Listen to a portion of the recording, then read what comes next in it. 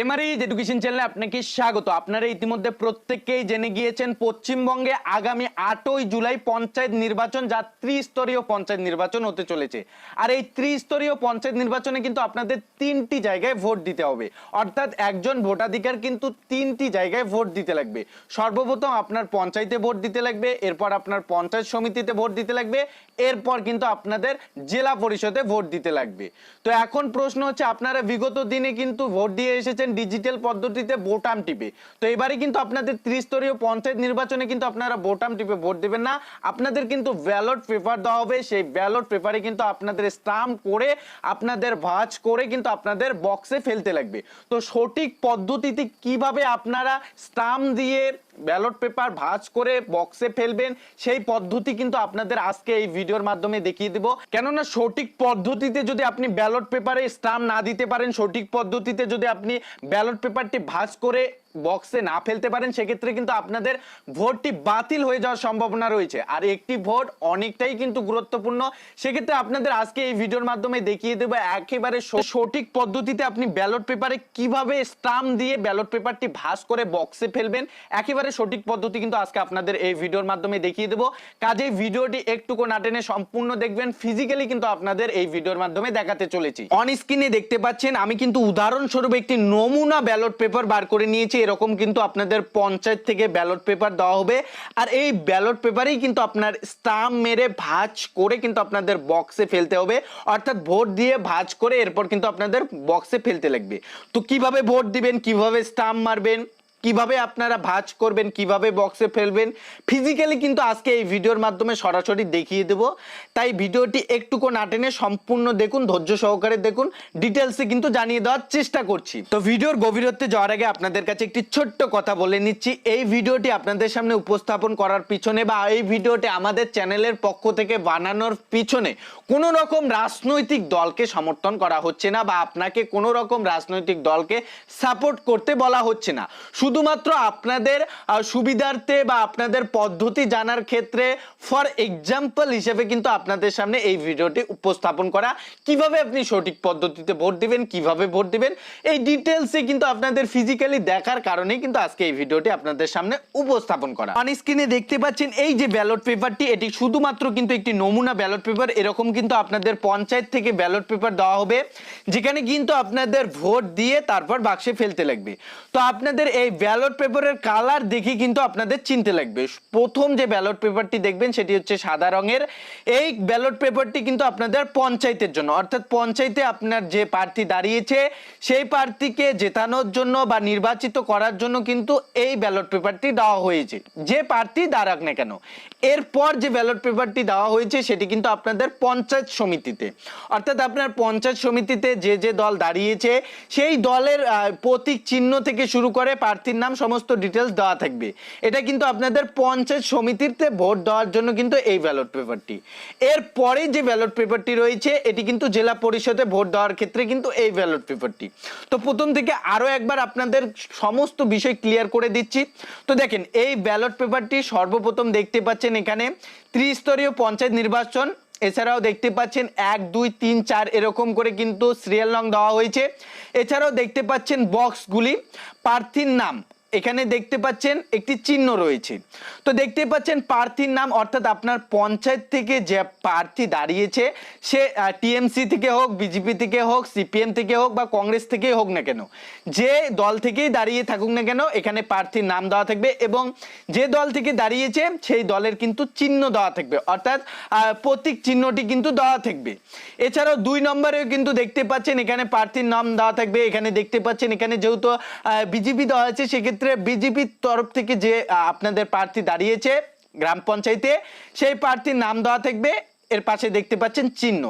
এভাবে কিন্তু 3 নম্বর 4 নম্বর এভাবে আপনাদের পঞ্চায়েত থেকে যতটি দল দাঁড়াক না কেন সেভাবে কিন্তু আপনাদের নামগুলি দেওয়া থাকবে, এর পাশে কিন্তু চিহ্নগুলি দেওয়া থাকবে। ঠিক একইভাবে কিন্তু আপনাদের পঞ্চায়েত সমিতিতেও একই রকম থাকবে, অর্থাৎ আপনার পঞ্চায়েত সমিতি থেকে যে দাঁড়িয়েছে, ধরেন টিএমসি থেকে যে দাঁড়িয়েছে তার নাম এখানে দেওয়া থাকবে এবং চিহ্ন দেওয়া থাকবে, এবং বিজেপি থেকে যে পঞ্চায়েত সমিতিতে দাঁড়িয়েছে তার নাম দেওয়া থাকবে এবং এখানে চিহ্নটি দেওয়া থাকবে, সিপিএম থেকে যে দাঁড়িয়েছে তার নাম দেওয়া থাকবে এবং চিহ্নটি দেওয়া থাকবে। এভাবে যে দলগুলি রয়েছে সমস্ত দলের কিন্তু প্রার্থীর নাম এবং চিহ্ন দেওয়া থাকবে। তো এখানে আপনাদের ফর এক্সাম্পল হিসেবে কিন্তু আমি 3টি দলকে এখানে দলের চিহ্নকে তুলে ধরেছি, কেননা এতটা তুলে ধরা কিন্তু সম্ভব না, কারণ ভিডিওটি অনেক লম্বা হয়ে যাবে। এই কারণে কিন্তু আমি সাধারণত 3টিকে এখানে তুলে ধরেছি।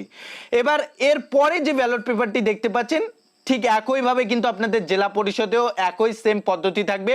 অর্থাৎ 1 নম্বরে আপনাদের জেলা পরিষদ থেকে যে দাঁড়িয়েছে প্রার্থীর নাম দেওয়া থাকবে, এরপর চিহ্ন দেওয়া থাকবে। 2 নম্বরে আপনার যে বিজেপি থেকে প্রার্থী দাঁড়িয়েছে জেলা পরিষদে, তারপর চিহ্ন দেওয়া থাকবে। এরকম করে কিন্তু সমস্ত ডিটেলস দেওয়া থাকবে।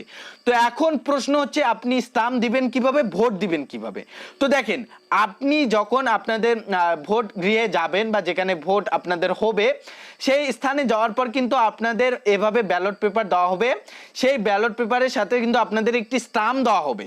সেই স্টাম্পটি কিন্তু আপনাদের এই যে প্রার্থীর নাম দেখতে পাচ্ছেন বা এই যে বক্সটি দেখতে পাচ্ছেন, 1 নম্বর যে বক্সটি সেটি কিন্তু এখানে টিএমসির জন্য নির্ধারিত করা হয়েছে। শুধু টিএমসির জন্যই যে হতে পারে এমনটা কিন্তু না, আপনাদের 1 নম্বরে কিন্তু বিজেপিও থাকতে পারে, এমনকি আপনাদের সিপিএমও থাকতে পারে। সেক্ষেত্রে আপনাদের দেখে নেবেন। আপনাদের ফর এক্সাম্পল হিসেবে দেখিয়ে দিচ্ছি যে 1 নম্বরে এখানে আমরা দেখতে পাচ্ছি প্রার্থী নম্বর টিএমসি। তো এখানে প্রার্থীর নাম দেওয়া থাকবে, প্রতীক চিহ্ন দেওয়া থাকবে। তো এই যে প্রার্থীর নাম বা প্রথম যে বক্সটি দেখতে পাচ্ছেন এটি টিএমসির জন্য যেহেতু নির্ধারিত করা হয়েছে, সেক্ষেত্রে প্রার্থীর নামের উপরে বা এই বক্সটিতে কিন্তু আপনাদের স্টাম্প করতে হবে। যদি আপনি টিএমসিতে দেন সেক্ষেত্রে এই বক্সটিতে দিতে পারেন অথবা এই চিহ্নের উপরেও দিতে পারেন। আবার যদি আপনি বিজেপিতে দিতে চান সেক্ষেত্রে আপনারা এই বিজেপির প্রার্থী যে দাঁড়িয়েছে সেই প্রার্থীর নামের উপর দিতে পারেন অথবা চিহ্নের উপর দিতে পারেন। অথবা আপনি যদি সিপিএমে দিতে চান সেক্ষেত্রে সিপিএম এর যে প্রার্থী দাঁড়িয়েছে আপনার পঞ্চায়েত থেকে, সেই পঞ্চায়েতের প্রার্থী যে রয়েছে সেই প্রার্থীর উপর যে নাম থাকবে সেই নামের উপর দিতে পারেন অথবা চিহ্নের উপর দিতে পারেন। এভাবে সমস্ত প্রতীক চিহ্ন নাম অর্থাৎ সমস্ত প্রার্থীর নাম এবং প্রতীক চিহ্ন দেওয়া থাকবে।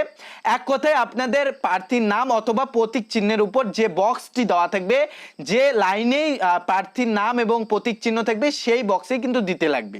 এবার যদি আপনারা বক্সে না দিয়ে এই মাঝ বরাবর দিয়ে দেন সেক্ষেত্রে কিন্তু আপনাদের ভোটটি বাতিল হয়ে যেতে পারে।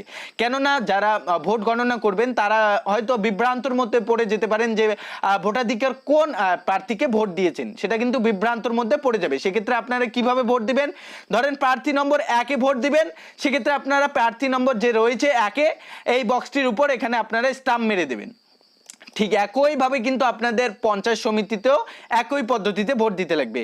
পঞ্চায়েত সমিতিতে যদি আপনি দিতে চান বিজেপিকে সেক্ষেত্রে আপনার প্রার্থী যে থাকবে বিজেপির সেই প্রার্থীর উপর দিয়ে দিবেন, বা সিপিএম এ দিতে চাইলে যে প্রার্থী থাকবে তার উপর দিবেন, অথবা টিএমসি যেখানে থাকবে প্রার্থীর নাম সেই প্রার্থীর নামের উপর দিতে পারেন, অথবা প্রতীক যে চিহ্নটি থাকবে সেই চিহ্নটির উপরেও কিন্তু আপনারা দিতে পারেন। তো আপনারা কিন্তু এই বক্সের ভিতরেই দিবেন, বক্সের বাইরে দিতে গেলে কিন্তু আপনাদের ভোটটি বাতিল হতে পারে। তো এভাবে কিন্তু আপনারা পঞ্চায়েত সমিতি থেকে শুরু করে জেলা পরিষদ এভাবেই কিন্তু সেম পদ্ধতিতে কিন্তু আপনাদের দিতে লাগবে। তো বুঝতে পারছেন ভোট দেওয়ার পদ্ধতিটি, এভাবে কিন্তু আপনাদের স্টাম্প মেরে ভোট দিতে লাগবে। এবার প্রশ্ন হচ্ছে স্টাম্প মেরে তো ভোট দিলেন, এবার ভাঁজ করবেন কিভাবে। তো অন স্ক্রিনে দেখতে পাচ্ছেন এভাবে কিন্তু আপনাদের ভাঁজ করতে লাগবে। ভাঁজটি এইভাবে মুড়ে কিন্তু আপনাদের ব্যালট বক্সে ফেলতে লাগবে। তো সমস্ত ডিটেলস কিন্তু আপনাদের এই ভিডিওর মাধ্যমে তুলে ধরলাম। তাও যদি কোনো রকম আপনাদের কোনো রকম প্রশ্ন থেকে থাকে সেক্ষেত্রে আপনারা কমেন্ট বক্সে জানিয়ে দিবেন। তাছাড়া প্রথমেও কিন্তু এই বিষয়টি আপনাদের দেখিয়ে দিয়েছিলাম কিভাবে ভাঁজ করবেন, ভাঁজ করার পদ্ধতিটি অন স্ক্রিনে দেখতেই পাচ্ছেন। তাছাড়া প্রথমেও দেখতে পাচ্ছেন এই পদ্ধতিতে কিন্তু আপনাদের ভাঁজ করে ভোট দিয়ে কিন্তু আপনাদের ব্যালট বক্সে বা বক্স যে থাকবে সেই বক্সে কিন্তু ফেলতে লাগবে, যে বক্সে আপনি ভোট দিয়েছেন সেই বক্সেই ফেলতে লাগবে। তো এটাই কিন্তু আজকে এই ভিডিওর মাধ্যমে আপনাদের আপডেট জানানো ছিল যে এভাবে কিন্তু আপনাদের ভোট দিতে লাগবে। আপনাদের এবারে পঞ্চায়েত নির্বাচনে বা ত্রিস্তরীয় পঞ্চায়েত নির্বাচনে কিন্তু আপনাদের ব্যালট পেপারে ভোট দিতে লাগবে, যেখানে আপনাদের 3 জায়গায় ভোট দিতে লাগবে।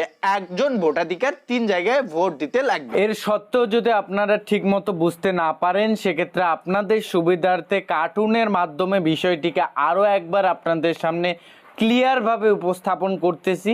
সম্পূর্ণটা দেখে নিন, আশা করি সমস্তটাই এখান থেকে অবশেষে বুঝতে পারবেন।